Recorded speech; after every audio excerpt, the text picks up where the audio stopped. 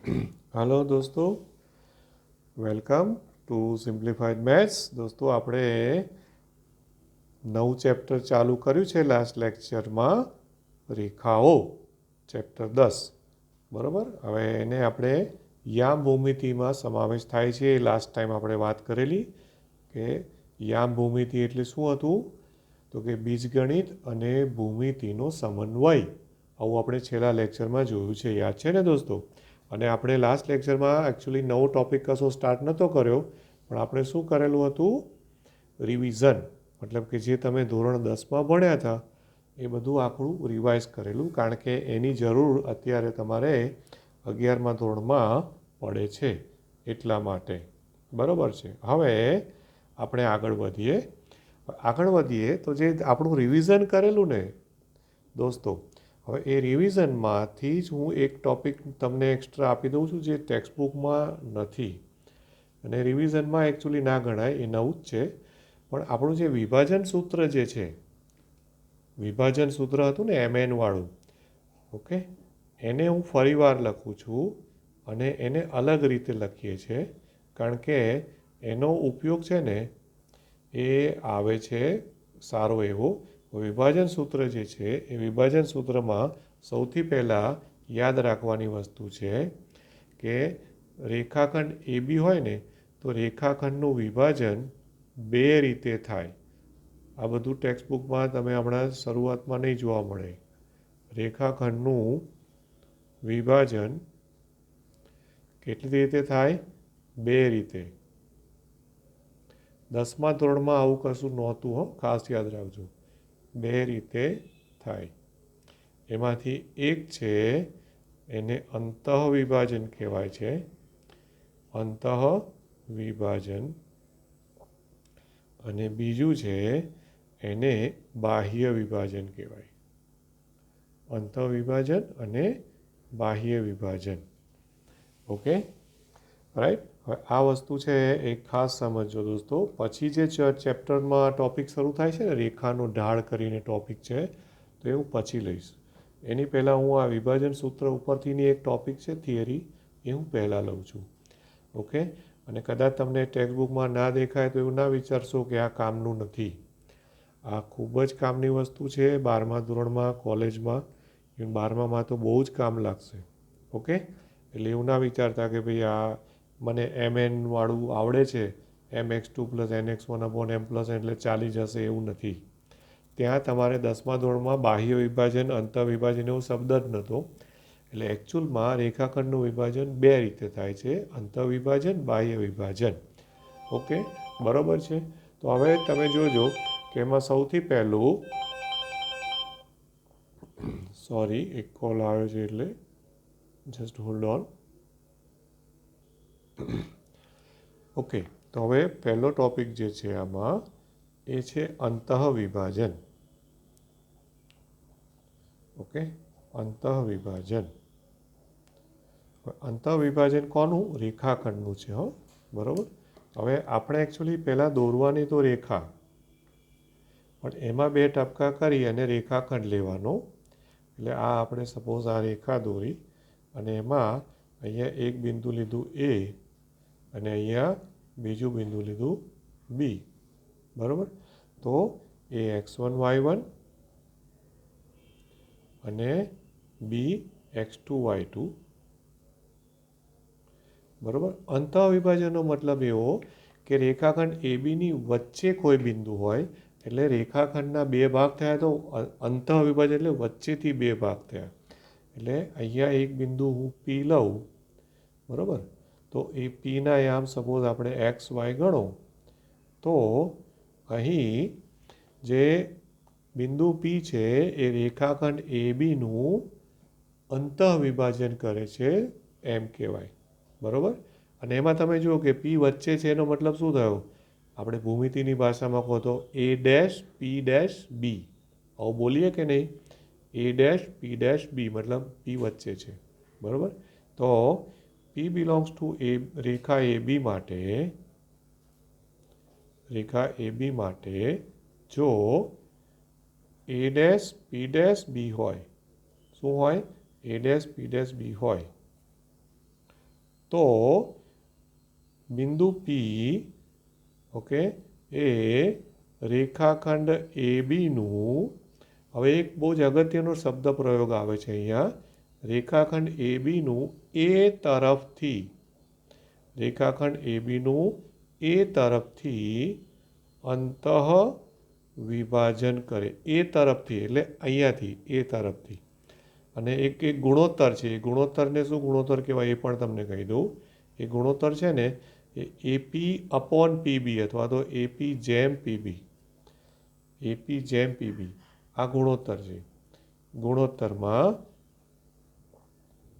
એ જે તમે આપણે એમ જેમ એન લખો છો ને, આપણે જે એમ જેમ એન લખીએ છીએ તમે લોકો 10મા ધોરણમાં, એમ જેમ એન, બરાબર છે.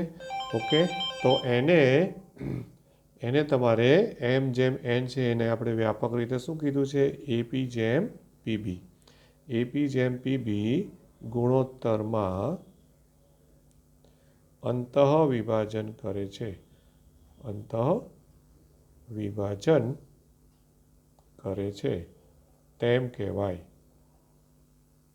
ઓકે, હવે આ અંતઃવિભાજનને એમ જેમ એન તો કહેવાય જ છે. ઓકે, તેને સંકેતમાં એમ જેમ એન તો કહેવાય, એટલે એપી અપોન પીબી છે ને, તો એપી અપોન પીબી અને એને એમ અપોન એન પણ કહેવાય. અને અથવા એનો બીજો એક સંકેત પણ છે કે એને ગુણોત્તર માટે આ એક સંકેત છે લેમ્બડા, એટલે લેમ્બડા બરાબર એપી અપોન પીબી. તો લેમ્બડા જેમ 1 આવું લખાય, લેમ્બડા જેમ 1 એટલે લેમ્બડા અપોન 1, લેમ્બડા જેમ 1નો મતલબ શું થયો, લેમ્બડા અપોન 1, બરાબર છે. ઓકે, તો આ થયું એપી અપોન પીબી. આ રીતે એને સંકેતમાં લખાય છે, ખ્યાલ આવે છે. અને એટલે આપણું જે સૂત્ર છે ને mx2 પ્લસ nx1, એમાં લેમ્બડા બરાબર એમ અપોન એન લઈ લઈશું ને તો સૂત્ર આખું બદલાઈ જાય, મતલબ અલગ સ્વરૂપમાં આવી જાય. માટે લેમ્બડા બરાબર એમ અપોન એન લઈએ તો જે પેલું પીના યામ આપણે ગયા લેક્ચરમાં લખેલા, એ ગયા લેક્ચરમાં તમે શું લખેલા હતા, આ સૂત્ર છે જે 10મા ધોરણનું છે, mx2 plus nx1 upon m plus n અને my2 plus ny1 upon m plus n, બરાબર. તો એ સૂત્ર નવા સ્વરૂપમાં એટલે કે લેમ્બડાના સ્વરૂપમાં આવી જાય છે અને એ છે lambda x2 plus x1 upon lambda plus 1 અને lambda y2 plus y1 upon lambda plus 1, આ રીતના. ઓકે, હવે ચેક કરવું હોય ને તો તમારે શું કરવાનું, આમાં એમ અપોન એન વડે અંશ અને છેદને એન વડે ભાગી કાઢવાના. એટલે એન વડે ભાગો અને પછી એમ અપોન એની જગ્યાએ લેમ્બડા મૂકશો ને એટલે આ આઈનું ઊભું રહેશે સૂત્ર. ઓકે, બરાબર. એટલે આ ખાસ યાદ રાખજો, આ બહુ જ આઈએમપી છે. આ લેમ્બડાવાળું સૂત્ર પણ આઈએમપીમાં જ છે. અને ત્યાં લેમ્બડાની કિંમત જે છે ને એ -1 ના હોય એ તો બહુ સ્પષ્ટ જ છે, કારણ કે લેમ્બડા જો -1 હોય તો શું થાય, છેદ 0 થઈ જાય એટલે અવ્યાખ્યાયિત થઈ જાય. એટલે પેલું 10માનું જે સૂત્ર હતું એ જ સૂત્ર આ લેમ્બડાના સ્વરૂપમાં આપણે લખ્યું છે. હવે બાહ્ય વિભાજનમાં પણ સૂત્ર આનું આ જ રહેશે, પણ બાહ્ય વિભાજનમાં શું થવાનું, આપણી આકૃતિમાં આ જે પી બિંદુ છે એ પી બિંદુ છે એ અને બીની વચ્ચે હતું ને, એની બદલે પી બિંદુ એની ડાબી બાજુ હોય અથવા બીની જમણી બાજુ હોય તો એને કહેવાય બાહ્ય વિભાજન. ઓકે, બરાબર છે. તો એ આપણું બીજો પ્રકારનું વિભાજન છે. નંબર 2 એ છે આપણું બાહ્ય વિભાજન. ઓકે, બરાબર છે, રાઈટ. તો બાહ્ય વિભાજન છે એની આપણી આકૃતિ અને એની વ્યાખ્યા કહો કે સમજૂતી કહો એ હવે આપણે લખીશું. ઓકે. તો બાહ્ય વિભાજન છે એની વ્યાખ્યા આ પ્રમાણે થશે અને એની આકૃતિ પણ તો સાથે સાથે દોરું છું. હવે આકૃતિ બાહ્ય વિભાજનમાં બે આકૃતિ થશે, કારણ કે મેં હમણાં સમજાવ્યું ને કે પી બિંદુ છે એ બિંદુ એની ડાબી બાજુ પણ હોઈ શકે અથવા તો બિંદુ બીની જમણી બાજુ પણ હોઈ શકે. ઓકે, એટલે સપોઝ કે ધારો કે આપણે આ બિંદુ એ છે.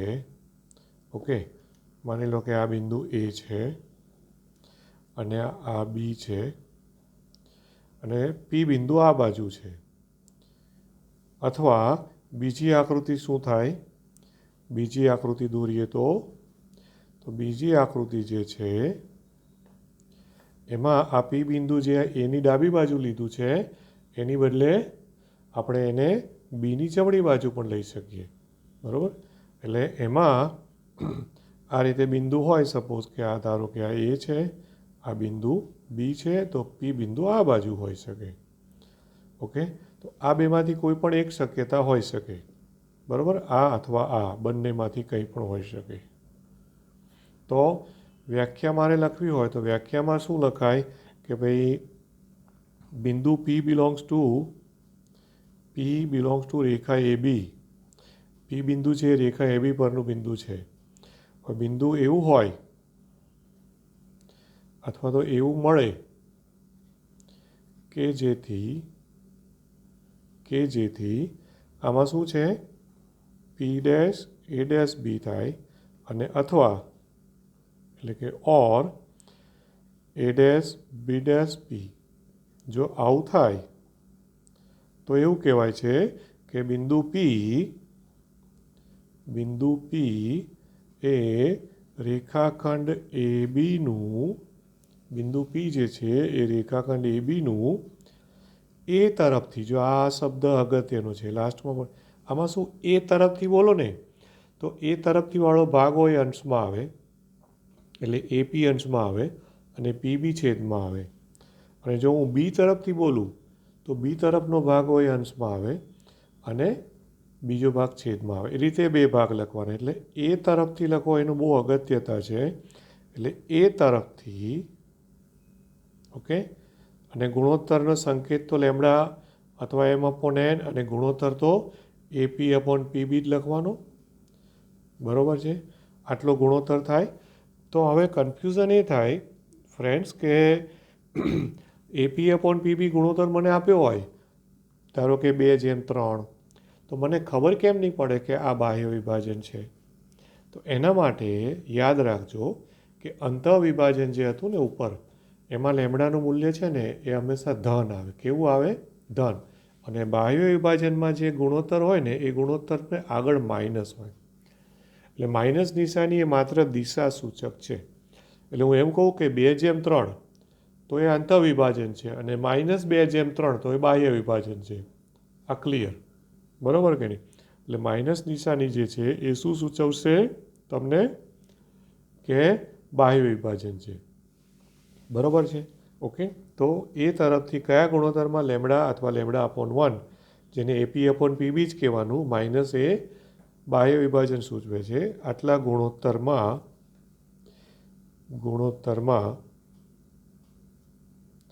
કયું વિભાજન કરે છે?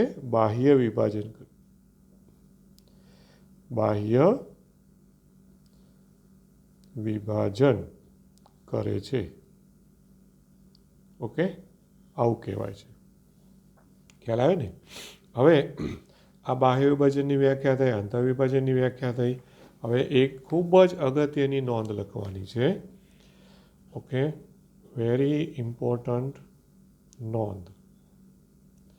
હવે એ ધ્યાન આપજો ખાસ કે જો હમણાં હું બોલ્યો ને એ ડેશ પી ડેશ બી, એટલે પી બિંદુ છે એ અને બીની વચ્ચે હોય, તો એ વખતે લેમડાનું મૂલ્ય કેવું હોય? ધન હોય. એટલે કે ગુણોત્તર ધન હોય. આ પહેલી વસ્તુ. પછી જો આવું હોય પી ડેશ એ ડેશ બી, ધ્યાન આપજો ખાસ, એટલે આ બાહ્ય વિભાજન થયું. ઓકે, બરાબર? બાહ્ય વિભાજન થયું એટલે લેમડાનું મૂલ્ય કેવું હોય? ઋણ હોય. અચ્છા, હવે એમાં એકચ્યુઅલમાં એ લોકો શું કરે છે એ તમને કહી દઉં કે અહીં લેમડાનું મૂલ્ય એટલે પી છે એ કઈ બાજુ છે, આના મુજબ બિંદુ એની ડાબી બાજુ છે, રાઈટ. તો એ વખતે જે લેમડાનું મૂલ્ય છે એ લેમડાનું મૂલ્ય અહીંયા હશે, જો આટલામાં જ હશે, -1 less than lambda less than 0, આટલું જ હોય છે. ઓકે, હમણાં હું તમને એને સંખ્યા રેખા પર પણ દોરીને બતાવું છું. અને ત્રીજું કે જો પી બિંદુ છે એ બીની જમણી બાજુ હોય, મતલબ કે જો a dash b dash p હોય તો ઓકે એ વખતે લેમડાની કિંમત જે છે એ -1 કરતાં નાની હોય છે. ઓકે, આ બહુ જ અગત્યની નોંધ છે દોસ્તો. હવે એને આકૃતિથી સમજાવું છું. આ આકૃતિ એટલે એક સંખ્યા રેખા મેં દોરી. ઓકે, હવે આ જે સંખ્યા રેખા છે બરાબર, હવે એમાં તમને ખબર છે કે સંખ્યા રેખા ઉપર તમારે એક બિંદુ અહીંયા ધારો કે આ 0 લઈ લો, પછી આ બાજુ 1 2 એન્ડ સો ઓન, પછી આ બાજુ -1 -2 એન્ડ સો ઓન થાય. આ મેં એક સંખ્યા રેખા દોરી, બરાબર છે. હવે જો આમાં ધ્યાન આપજો ખાસ તમે કે આ a dash p dash b તો લેમડાનું મૂલ્ય કેવું હોય, ધન. તો આ 0 છે એટલે 0 કરતાં મોટું, બરાબર. આ બાજુ તો આ જે લેમડાની કિંમત હોય આ લેમડા ગ્રેટર દેન 0 છે, બરાબર. એટલે કે a dash p dash b છે. પછી આ p dash a dash b માં લેમડાનું મૂલ્ય ક્યાં છે, તો હવે ધ્યાન આપજો, એમાં ખાલી આટલું જ છે ફ્રેન્ડ્સ. જો ખાલી આટલું કયું છે, આટલો ભાગ જ છે, -1 less than lambda less than 0, એટલે આટલો જ ભાગ છે. આટલા ભાગમાં એક શું કહેવાય, -1 less than lambda less than 0, તો એમાં કયો વિકલ્પ આવશે, p dash a dash b આવે. આટલામાં લેમડાની કિંમત આવશે તો p dash a dash b આવે, બરાબર. અને આ -1 કરતાં નાની એટલે આ -1 અહીંયા છે અને એનાથી નાની એટલે આ બાજુ પછી અનંત જશે, બરાબર. એટલે આ -1 કરતાં નાની આ રીતની જ્યારે આવે કિંમતો લેમડાની, તો એ વખતે કયો વિકલ્પ આવશે, a dash b dash p, એટલે બીની જમણી બાજુ બિંદુ p હોય, બરાબર. એટલે કે a dash b dash p. Okay, તો આ મેં એને તમને સંખ્યા રેખાથી સમજાવ્યું ફ્રેન્ડ્સ. અને ઇન શોર્ટ તમને કહું કે 3 વિકલ્પમાં એક વસ્તુ નક્કી કે લેમડાની કિંમત ધન હોય કે ઋણ હોય, અંતઃવિભાજન હોય કે બાહ્ય વિભાજન હોય, એટલું તો નક્કી કે બિંદુઓ સમરેખ તો કહેવાય કે નહીં. એટલે પેલું સમરેખ હોવા માટેની શરત જે 10મા ધોરણમાં શીખ્યા હતા ને કે ત્રિકોણનું ક્ષેત્રફળ 0 થાય. ત્રિકોણનું ક્ષેત્રફળ કેટલું થાય, 0. એટલે ડેલ્ટા ત્રિકોણનું ક્ષેત્રફળ 0 થાય એટલે બિંદુઓ સમરેખ હોય. તો સમરેખ ચકાસવા માટેની એક રીત છે ત્રિકોણનું ક્ષેત્રફળ શોધો અને 0 આવે તો સમરેખ છે. અને બીજું આ છે ગુણોત્તર શોધો, રાઈટ. ઓકે, એટલે એ હમણાં પછી દાખલા આવશે ને જરૂર પડશે ત્યારે કહીશું, અત્યારે વધારે ચર્ચામાં નથી જતો. પણ ઇન શોર્ટ ત્રણેયમાં એટલું તો નક્કી ને કે બિંદુઓ કેવા હોય, સમરેખ તો હોય ને, બરાબર કે નહીં. ઓકે દોસ્તો, ક્લિયર એટલું થાય છે, રાઈટ. તો આ થયું આખું આપણું વિભાજન સૂત્રની વાત કરી મેં. અને 10મા ધોરણમાં તમે ખાલી પેલું mn વાળું સૂત્ર જ જોયેલું, mx2 + nx1 / m + n. જ્યારે એ સૂત્રને અહીં તમે અલગ સ્વરૂપમાં લખ્યું છે લેમડાની, બરાબર. હવે લેમડાની કિંમત -1 નથી એ સમજણ પડે છે કારણ કે છેદ 0 થાય. અને બીજું તમે જોશો ને કે લેમડાની કિંમત 0 પણ ના લેવાય કારણ કે લેમડા એ ગુણોત્તર છે. હવે ગુણોત્તર 0 હોય એનો મતલબ શું થયો, લોજિકલી તાર્કિક રીતે વિચારો તો લેમડા 0 એટલે ગુણોત્તર 0. હવે ગુણોત્તર 0 હોય તો વિભાજન જ ના થયું કહેવાય ને, સમજ પડે છે ને. ઓકે, એટલા માટે લેમડાની કિંમત -1 તો ના જ આવે કારણ કે તો છેદ 0 થઈ જાય છે અને છેદ 0 થઈ જાય તો અવ્યાખ્યાયિત થઈ જાય. અને 0 કેમ ના લેવાય કે 0 લો તો વિભાજન જ નથી થતું, બરાબર કે નહીં, રેખાખંડનું વિભાજન જ નથી થતું. તો હવે એ જ વસ્તુ તમને અહીંયા દેખાય છે. આમાં જુઓ તો આ 3 વિકલ્પોમાં ક્યાંય 0 ને -1ની ગણતરી લેવામાં આવી નથી. જો આમાં લેમડાનું મૂલ્ય કેવું છે? 0 કરતાં મોટું, બરાબર. એનો મતલબ કે આ 0 છે ને, તો 0 ને આપણે ગણવાના નથી. ગણવાના ના હોય તો યાદ છે ને, એને આમ સર્કલ કરી દેવાનું, એટલે 0 ના લેવાય. પછી -1 less than lambda less than 0, એટલે -1ને પણ ગણવાના નથી, તો એને બી આવી રીતે સર્કલ. એને જો હું સર્કલને ઘાટું કરી દઉં ને તો એ બિંદુ ગણ્યું કહેવાય. પણ એને આ સર્કલને આપણે આવું ખુલ્લું સર્કલ રાખવું, અંદરનું બિંદુને હું ડાર્ક ના કરું, ઓકે, તો -1ને આપણે સમાવેશ કર્યો નથી, બરાબર. એટલે પછી ત્રીજા વિકલ્પમાં પણ -1 કરતાં નાનું, એનો મતલબ કે 0 અને -1નો સમાવેશ થતો નથી, એવું કહી શકાય કે નહીં? બરાબર. તો અહીં એક વસ્તુ નોંધીએ આપણે, બરાબર. નોંધીએ કે લેમડાની કિંમત ઇઝ નોટ ઇક્વલ ટુ -1 અને 0 છે, બરાબર છે, ઓકે, ખ્યાલ આવ્યો ને? તો આટલી જે ચર્ચા આપણે કરી દોસ્તો, એ તમને હાલ પૂરતું ટેક્સ્ટબુકમાં જોશો ને તો તમને ટેક્સ્ટબુકમાં ક્યાંય દેખાશે નહીં, ઓકે. ટેક્સ્ટબુકમાં ડાયરેક્ટ કયો ટોપિક ચાલુ કર્યો છે એમણે? પેલો રેખાનો ઢાળ, બરાબર.